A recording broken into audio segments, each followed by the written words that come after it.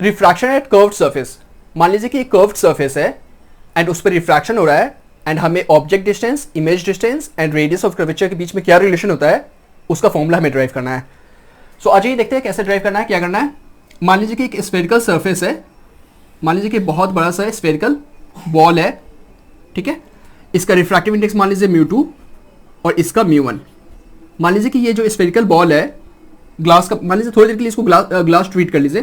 तो मान लीजिए कि ये जो ग्लास का स्फेरिकल बॉल है वो वाटर में रखा हुआ है। तो मान लीजिए कि इधर का रिफ्रैक्टिव इंडेक्स है μ1 वाटर का और ये ग्लास है μ2, but it can be any other medium also. तो समझने के लिए आप ऐसे ट्रीट कर सकते हैं। मान लीजिए कि ऑब्जेक्ट यहां पे रखा हुआ है, ये ऑब्जेक्ट है और हमें देखना है कि इमेज कहां बन रहा है, रिलेशन क्या आएगा। सो ऑब्जेक्ट से दो रेज हिट करवाते हैं हम, एक ये, तो ये क्योंकि परपेंडिकुलरली हिट कर रहा है तो ये तो सीधा चला जाएगा विदाउट एनी बेंडिंग, राइट। और एक और रे मान लीजिए कि ये, ठीक है।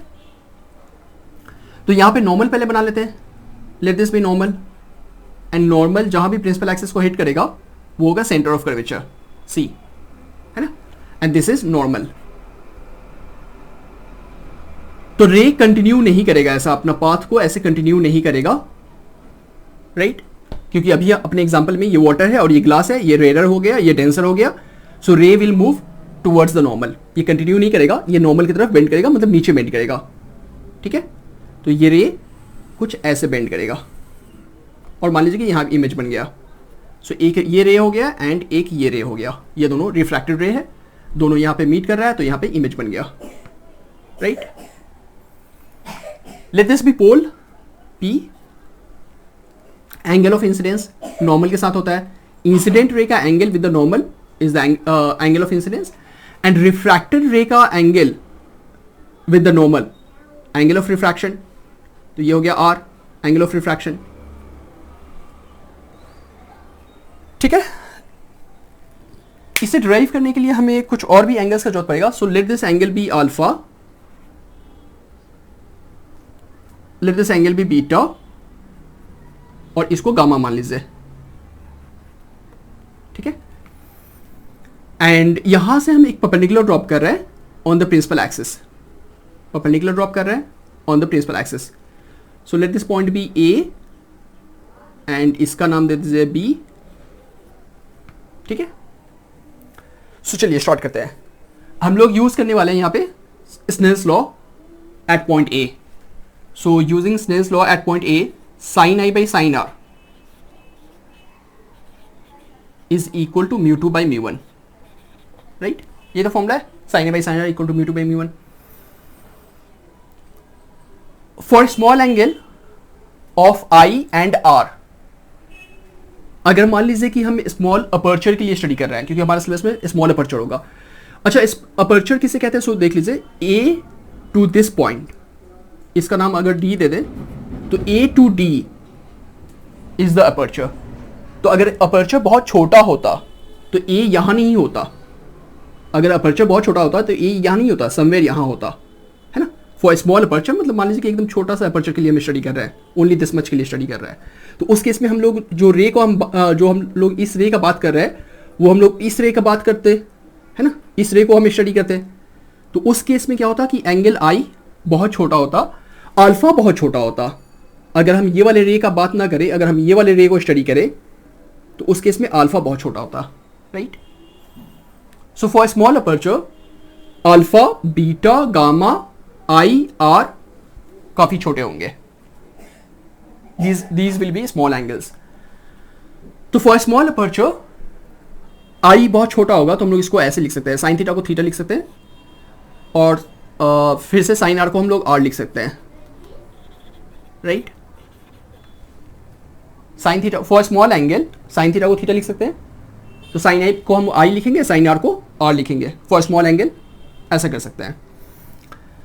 बट एक और बात हमें पता है कि exterior angle equal to sum of two opposite interior angle.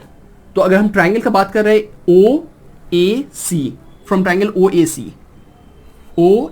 सी, इस ट्राइंगल का अगर हम बात करें तो आप देख सकते हैं कि एक्सटीरियर एंगल बनेगा आई, ओ ए सी, इस ट्राइंगल का बात हो रहा है, तो alpha plus beta equal to i बनेगा। एक्सटीरियर एंगल इक्वल टू, अभी फिलहाल ये एक्सटीरियर एंगल होगा, ये वाला एंगल, और इंटीरियर एंगल में हमें ये एंगल नहीं लेना है, इसको छोड़ करके बाकी दो एंगल्स को लेना है, ये एंड ये।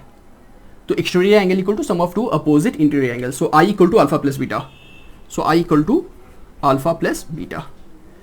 सिमिलरली फ्रॉम ट्राइंगल, इस बार हम लोग ले ले ए आई सी, triangle A I C, A I see, तो इस बार एक्सटीरियर एंगल हमारा बीटा होगा और sum of two opposite interior angle, तो ये वाला एंगल को छोड़ करके, ये वाला एंगल को छोड़ करके ये और ये का बात करना है हमें, so r plus gamma equal to beta, exterior angle equal to sum of two opposite interior angle, right. So beta equal to r plus gamma, so r equal to आ जाएगा beta minus gamma, r equal to beta minus gamma. तो ये जो आई आया है और ये जो आर आया है, इसको हम लोग सब्स्टिट्यूट करेंगे यहाँ पे। तो आई की जगह पे हम लोग लिख सकते हैं अल्फा प्लस बीटा, और आर की जगह पे बीटा माइनस गामा, राइट।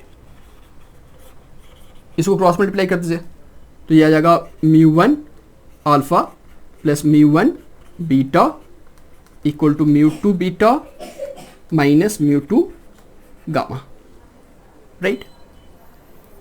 और क्योंकि स्मॉल अपर्चर के लिए एंगल्स बहुत छोटे होंगे, राइट, मैंने बताया था कि हम लोग हमारे सिलेबस में स्मॉल अपर्चर है, तो हम लोग स्मॉल अपर्चर को स्टडी करेंगे। तो उस केस में मैं एक बार फिर से रिपीट कर रहा हूँ कि स्मॉल अपर्चर के केस में हम लोग इस रे को स्टडी नहीं कर रहे होते, हम लोग इस रे को स्टडी कर रहे होते, इस रे को, और उस केस में ये एंगल अल्फा बहुत छोटा बनता, इनफैक्ट और छोटा अपर्चर होता तो अल्फा और भी छोटा होता, राइट।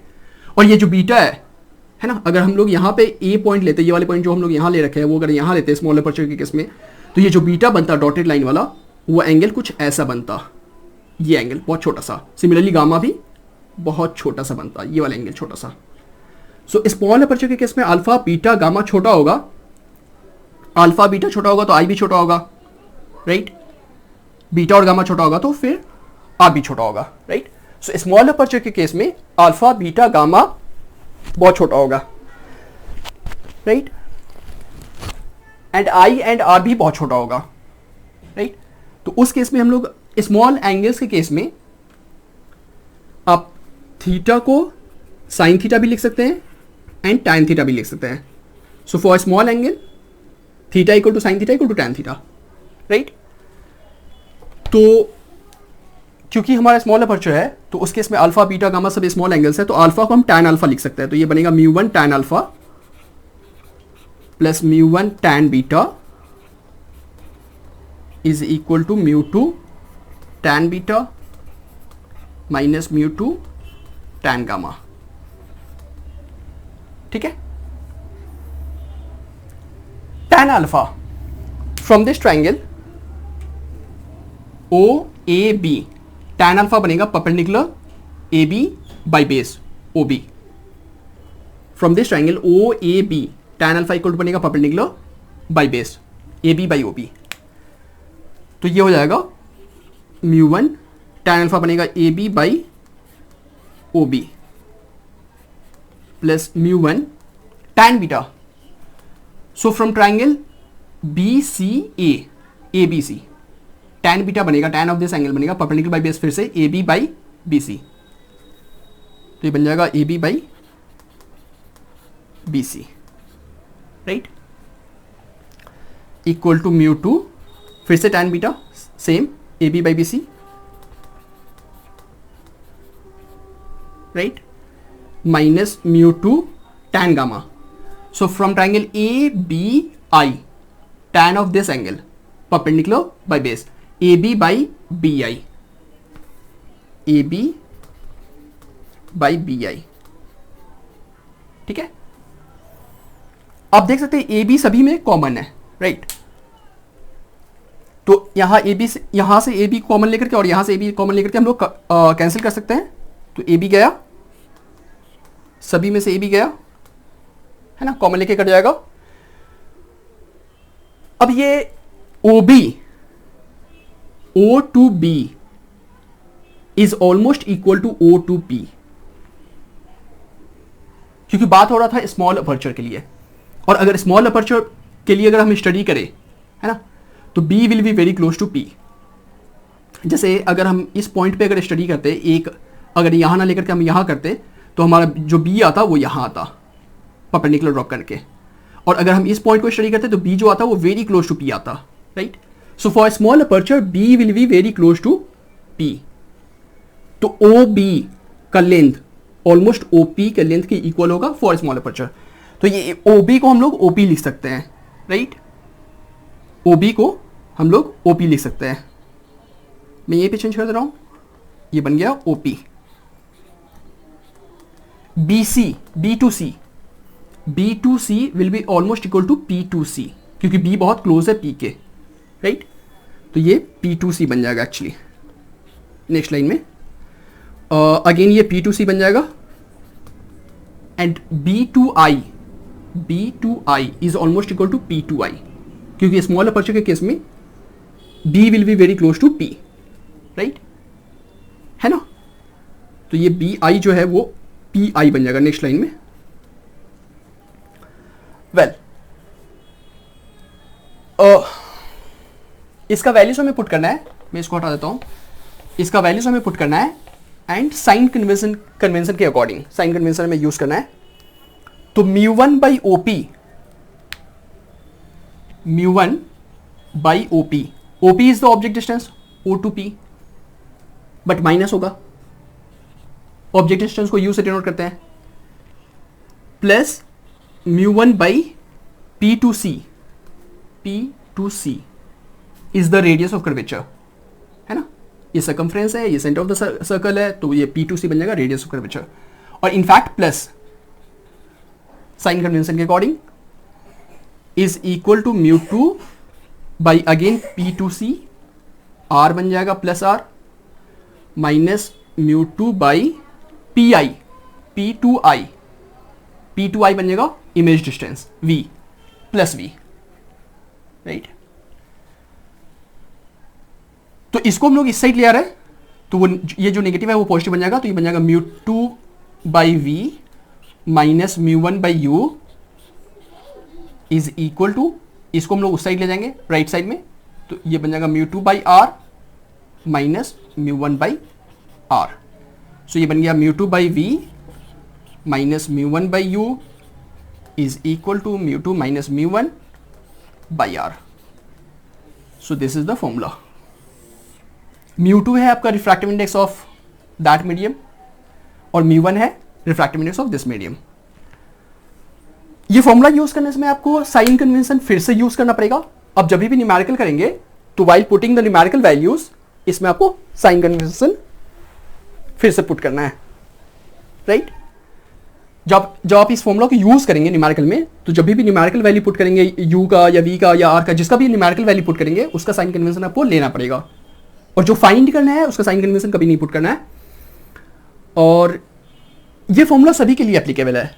लाइक हमने ऑब्जेक्ट यहां लिया है रेडर में, अगर ऑब्जेक्ट डेंसर में होता तो भी सेम फॉर्मूला काम करता, राइट।